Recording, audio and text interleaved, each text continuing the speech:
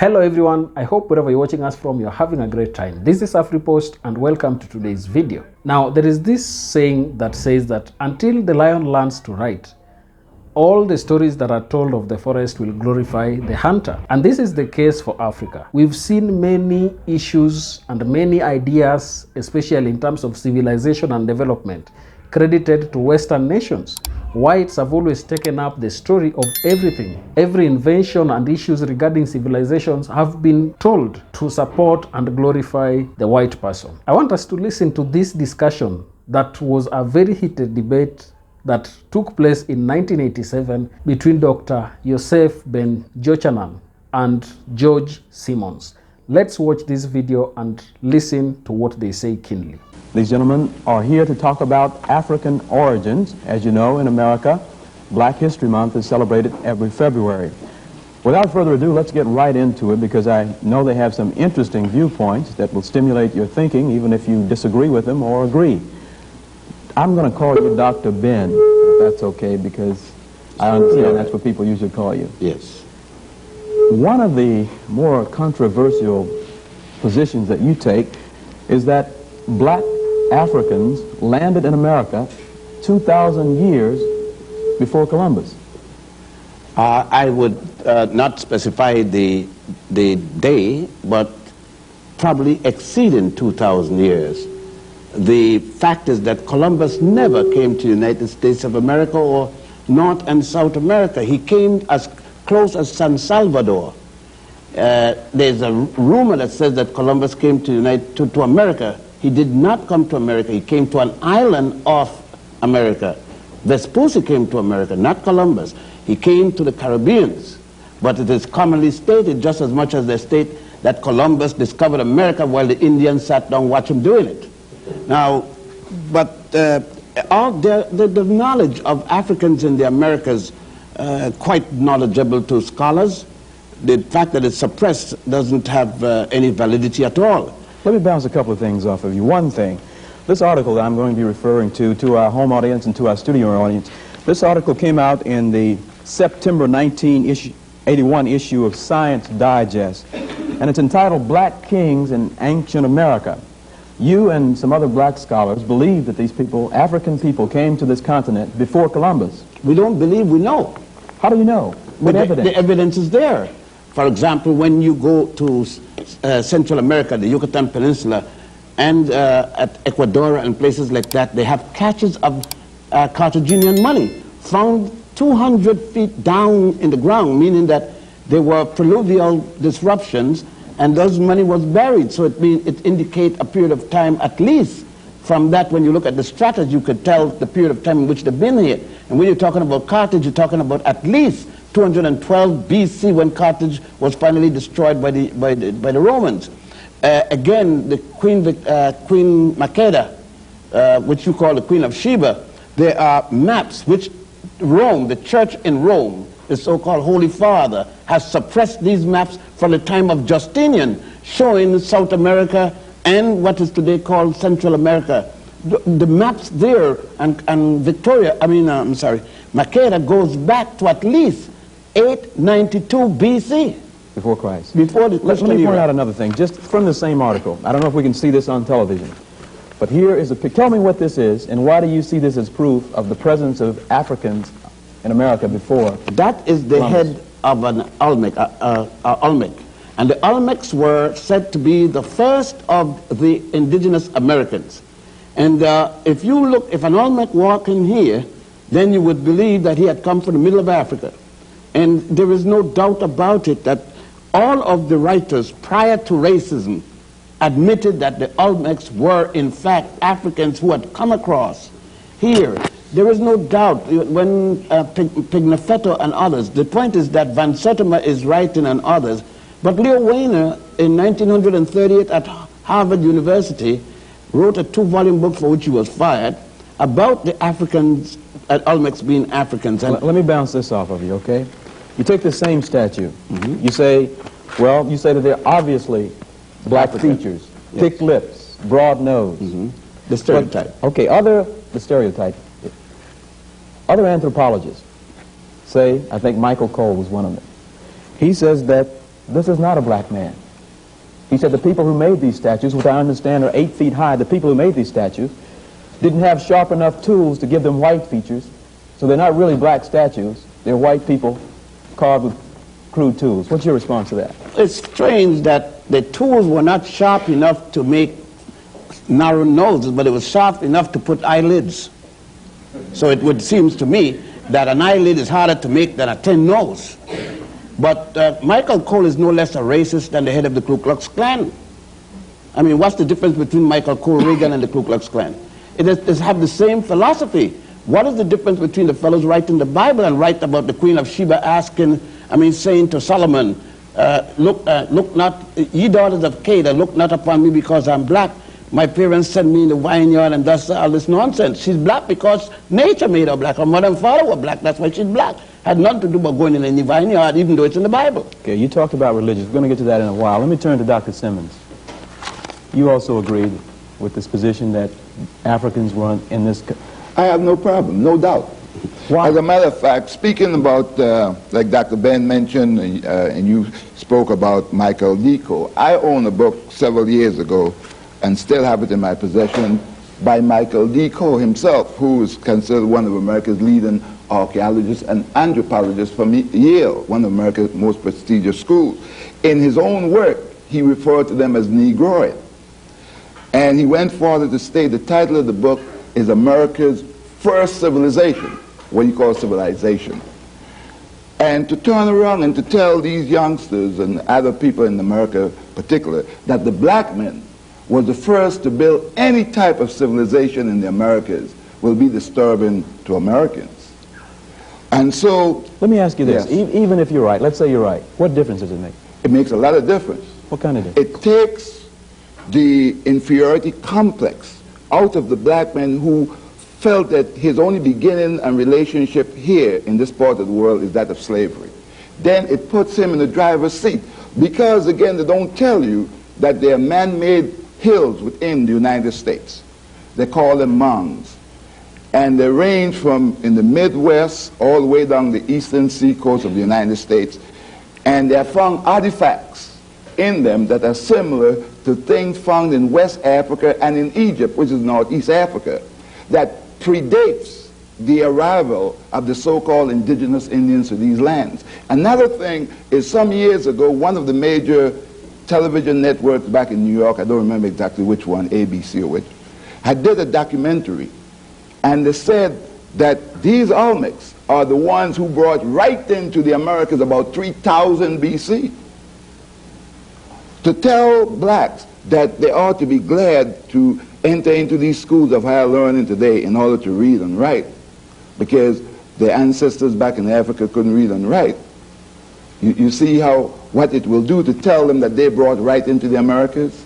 Antonio Pigafetta, that Dr. Ben mentioned, who sailed with Magellan when Magellan came to the so-called New World in 1519, when they landed at the land of Verzin, which we now call Brazil, they were met by people in canoes that carried as many as 40 people. And Antonio Pigafetta recorded that these people were jet black. It seemed that they came out of the infernal marshes. That meant that they were burned. He said, naked and black as they are in 1519, 27 years after Columbus's arrival to the so-called New World. Another thing they don't tell you, again, you heard my associate... Why haven't we heard these things before? Why don't we read them in the New York Times, the Birmingham News? If I stole another man's country, and I brought your ancestors here to work for me, could I tell you how great your ancestors were and still expect to keep you in slavery?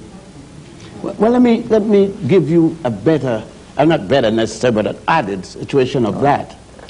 Most black people in Birmingham, Alabama, like in Harlem, New York, are Christians, and they go to in a black community, a black minister, a black congregation, but with a white Jesus, because they didn't know that that Jesus, up until Pope Julius II, had the first black Jesus painted. He had Michelangelo to do it, but up until that time, the world worshipped the black Madonna and child.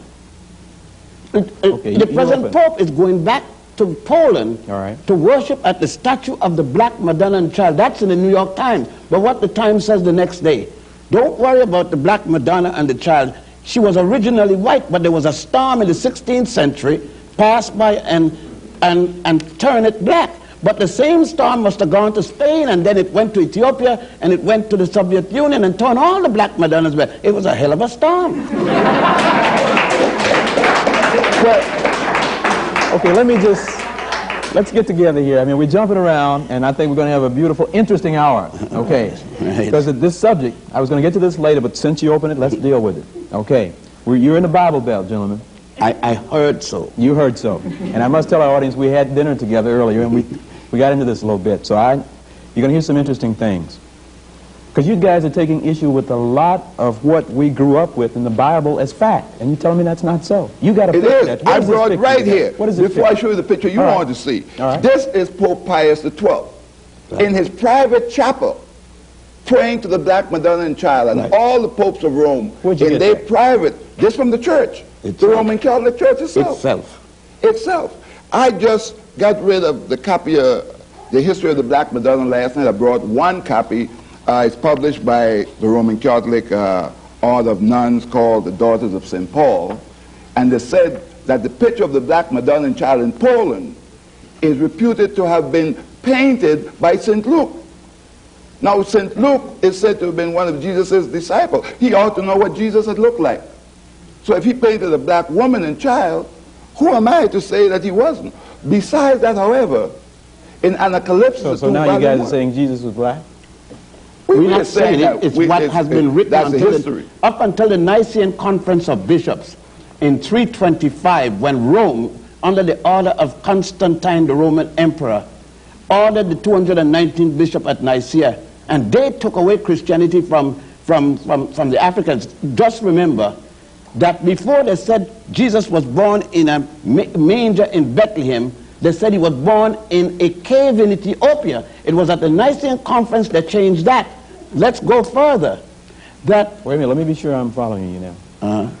You're saying that the birth of Christ as we know it is not accurate. It's a farce. It was only... You realize what you're saying? A farce, a lie. You know what a lie is? A lie is a lie.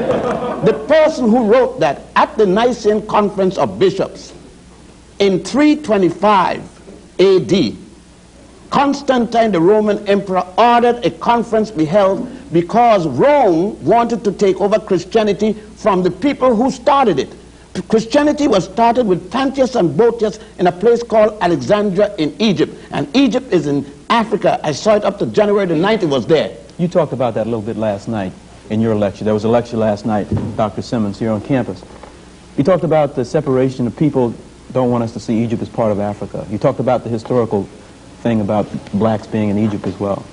Yes, what I did last night... I don't want to get away from the other point. No, I just triggers things in my mind. Let's deal with it. What happened is that I dealt last night with the fact that Herodotus, the institutions of higher learning, white institutions, considered the father of history.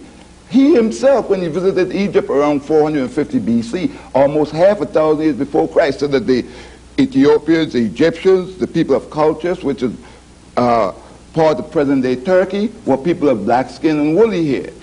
All right? And so I just want you to understand that the Egyptians we now see are conquerors, just like people who came here and took this land from the Indians, so that they're not indigenous to Africa, those who now rule Egypt. And Egypt is just as much a part of Africa as Birmingham or Alabama is part of the so-called United States. Let me just be clear on this. So what you're saying to me now is that the people that we see, Sadat and all those guys, are not true Egyptians?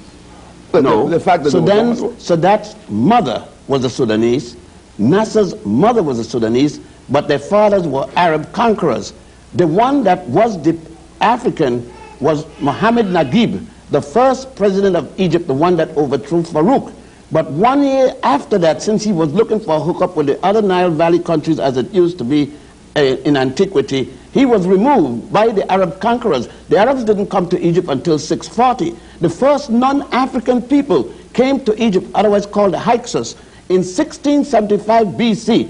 The Africans there were already in the 13th dynasty period. They had built every pyramid you saw there before.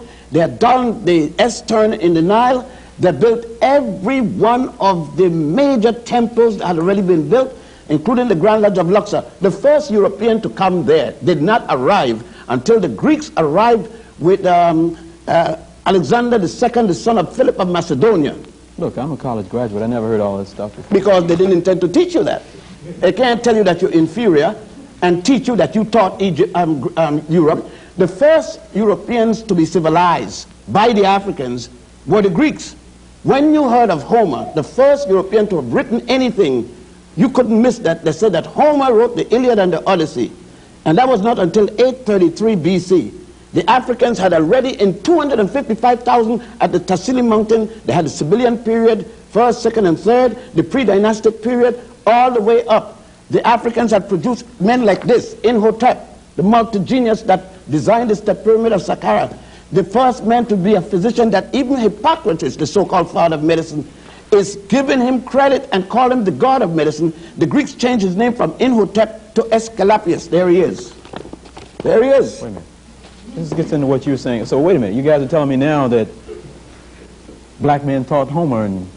As a matter of went fact, to Egypt to school. As a matter of fact, the Egyptians said Homer was Egyptian, not Greek. That's right. It's only the Europeans said that. The Westerners now said that he was. But let us go back. Remember that Homer himself said in the Odyssey what?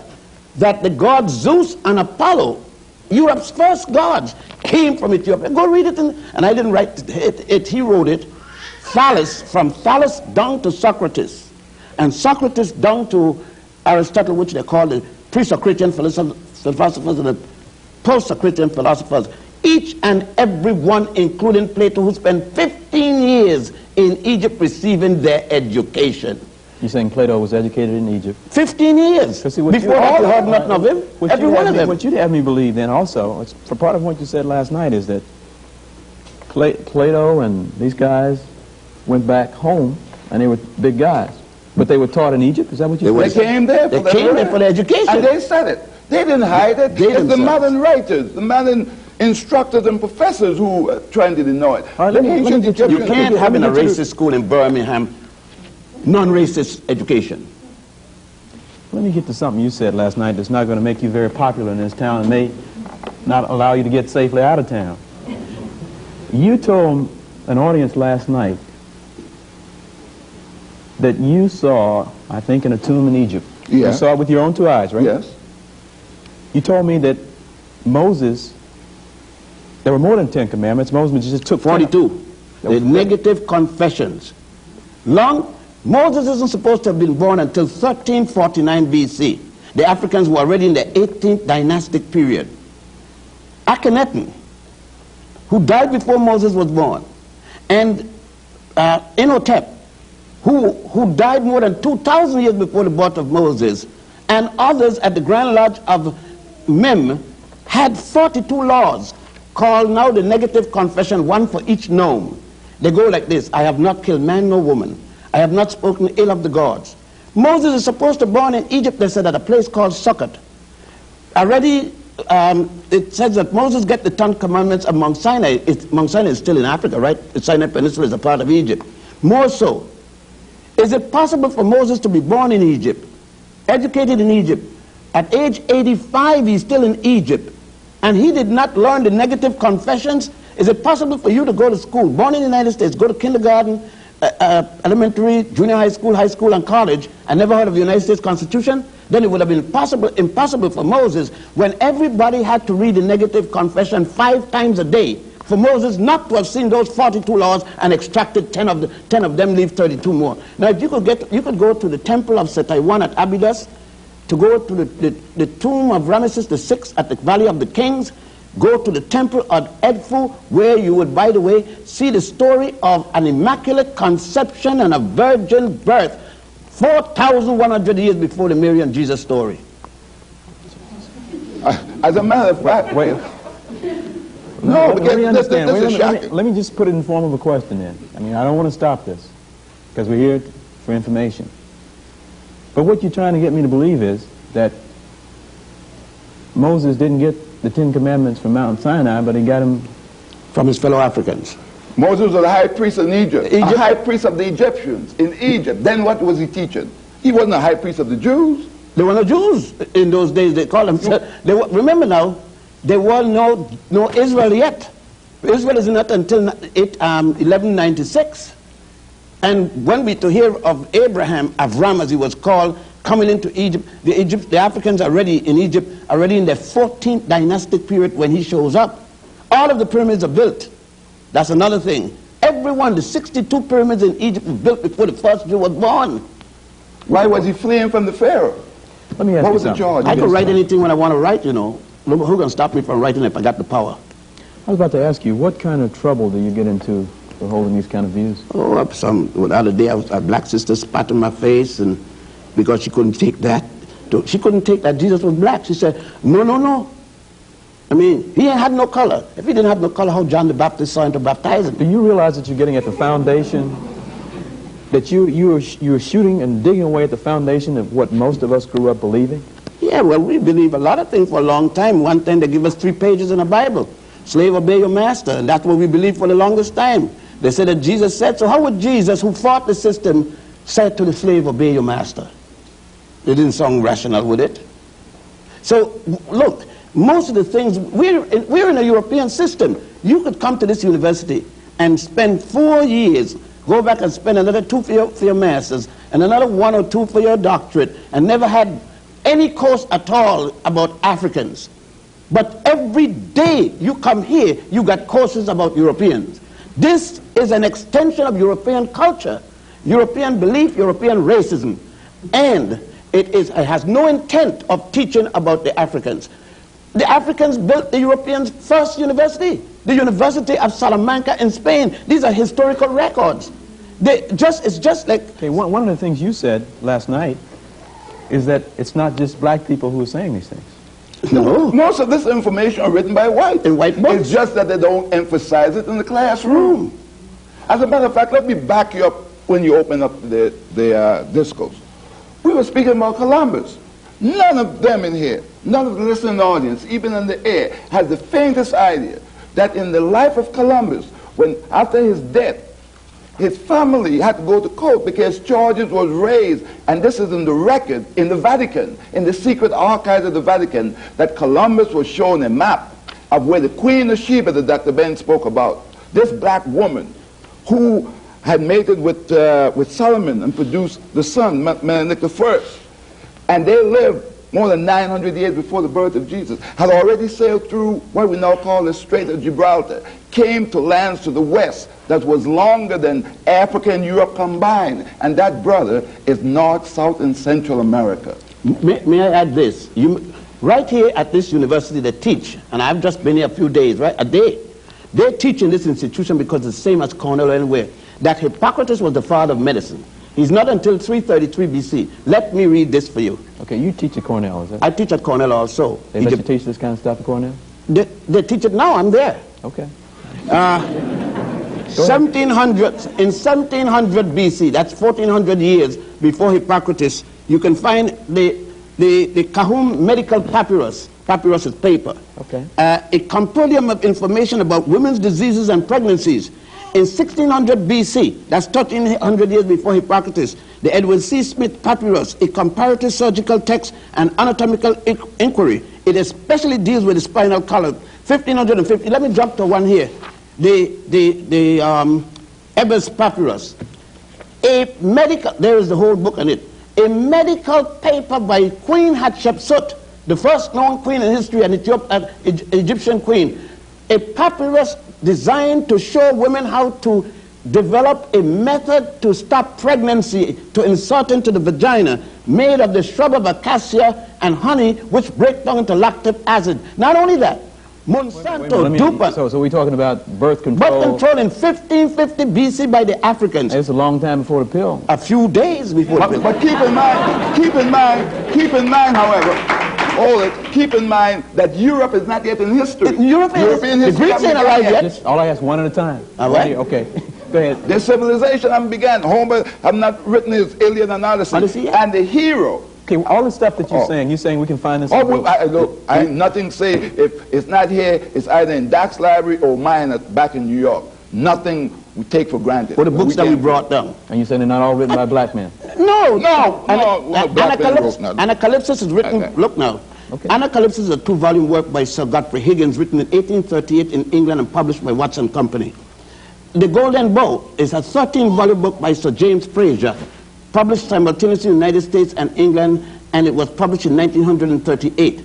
Bible Myths and the Parallels in Other Religions, written by Thomas W. Downes, and is published in 1887 by Watson Company, London, England. The Ruins of Empire by Concierge Volney is published, there it is. It's published in 1792 by simultaneously in England and France, done by a man who was with Napoleon de Bonaparte. Let me just say this about that. If we just give you the benefit of the doubt and consider what you're saying to be true, I mean, you are chipping away at everything we've ever been taught, most of what we believe. But you were taught it as slaves. Nobody. Slave in 3-piece? Yes. We are no longer physical slaves, but we are mental slaves. And this is the worst form of slavery.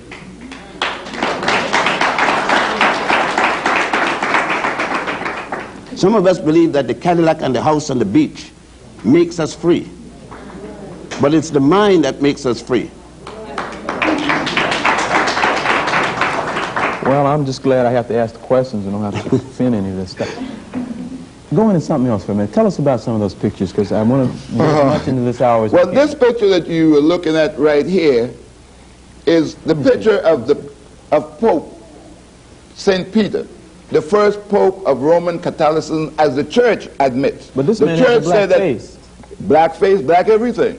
If you strip him, it's black all the way down except his fingernails and all those things like that. Well, how do I know you just didn't get a picture and paint a black face on it? No, that is the statue in Rome. That Now? you're looking at now. Right now at the Take Basilica. a jet.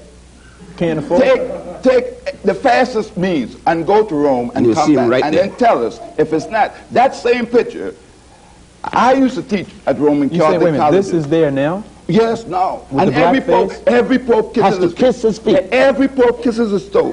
They said his toes are worn by the thousand kisses placed there. If the book that I got it from was not that heavy, I'll bring it that you see the Pope kissing Pope John the 23rd. And kissing who is this black guy? Saint Peter, the man that they told you, every black minister, every white minister says, Jesus gave Peter the keys to heaven, which means that no white man, nobody else could enter into heaven unless he come by way of me, the black man. But I hold the keys to heaven. That's right. And there's no reason why Peter should not open for me. He suffered too then. What else you got there? Well, what I have here is some black saints. St. Augustine, some of you say that St. Augustine, St. John Chrysostom, St. Athanasius, and St. Ambrose. Black saints of the church. You have to remember that Christianity is called in Europe and by Europeans as the new religion. Right. It was alien to Europe. Emperor Constantine is the one who decided to take it. He said, I need a religion to unify my empire. With this religion, I could then conquer the world. And he himself was never a Christian until on his dying bed in the year 337 when he became converted to Christianity. But he took it to unify his empire. But isn't it Augustine, in his unchristian doctrines, he wrote 48 different works. The three most noted in the West is his Confessions, which he specified who he was, and then the Holy City of God, and the last was on Christian doctrines, the fundamental principles for modern Christianity. 3 black women, Felicita, Perpetua, and Nymphana, were the first to die for Jesus Christ. Next, and they were from what is today called... How do you know this? It's in the documents of the church. And it's in the writing of the church. And was it not Pope Melchizedek, the 3 African popes of the Roman Catholic Church, Melchizedek, Victor III, and the other one? Galatius. Pope Galatius. We have them there. Now, these are church documents. But remember, when there came a time in 1506, after we lost power in Spain, the Africans ruled Spain from 711. We were calling ourselves Moors, M-A-U-E-R-S, then M-O-O-R-S. from 711 until 1485, 774 years, when we built and brought into Europe the university system, building the University of Salamanca, Salamanca in Spain, a copy of the University of Genève from ancient Ghana, which was equally a copy of the University of Sankore in Tombouctou, which the French later called Timbuktu. Now, look, if you want to read it, read Stanley Lane Poole's The Moors in Spain, written in 1887, or Alejandro Macaziza. Read his book in Spanish, The Moors in Spain, and said that even the bath was introduced by those Africans. You said the bra was introduced by... The bath was reintroduced because Rome had a bath before, but the stop, because of not understanding the Christian doctrine that the Europeans had embraced, they stopped for over 1,000 years from taking baths. Matter of fact, I'd like to make mockery of the fact that the Queen Victoria of England boasting of herself being the cleanest woman in all of Europe, taking 1 bath per month. I have books show you where people were made saints for boasting and never even washed their hands. Saints of the church. Now that clip is really intriguing because it highlights some of the hidden history that black people have not been allowed to listen to or even to understand. Because if you listen to the debate, you understand that they concur on one thing, that Africans got to United States before even whites who came from Britain and other parts, and that they had higher levels of civilizations that even the white person had not understood. They are also highlighting that the history that we are told in the Bible has a lot of flaws in it because it is trying to remove blacks from the center of the entire religion that it was. And this is something that is really intriguing. I don't know what is your take from that video, because for me, it has really given me a homework of trying to research and understanding the real history of the black person, because I've also heard of the story of the Black Madonna, who in the Bible we are told is Mary, the mother of Jesus. So please tell me down in the comment section what you think about the video, anything that you learned new in that debate, or anything that you really are contesting in that debate that those scholars had in that discussion. If you're watching us for the first time, please don't forget to subscribe to this channel, like this video, and also share. And also don't forget to tell us your opinion down in the comment section. Thank you, and may the good Lord bless you. Goodbye.